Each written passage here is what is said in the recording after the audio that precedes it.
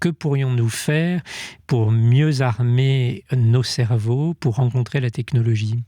Eh bien justement, je pense que ça consiste à ne pas rencontrer la technologie trop tôt et prendre le temps que nos cerveaux puissent mûrir, prennent leur conformation cérébrale la plus efficace, ce qui passe par un rapport aux choses qui est un rapport physique aux choses, ce qui passe par ce qui a toujours nourri les cerveaux, la lecture par exemple.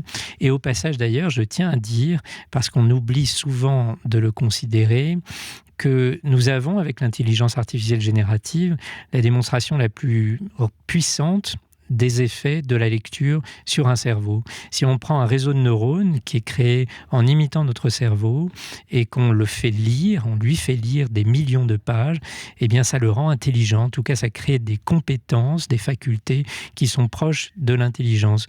Autrement dit, au 3e millénaire, ce qui rend intelligent, ce n'est pas de regarder des millions d'images, c'est de lire des millions de pages. Et les apprentissages devront s'adapter.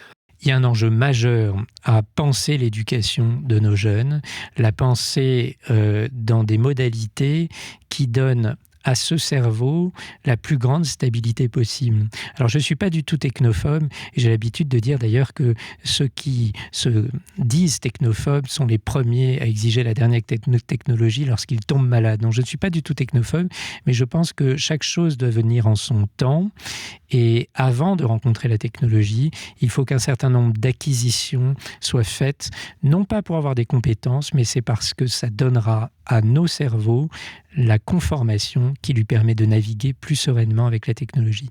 Merci professeur. Merci beaucoup.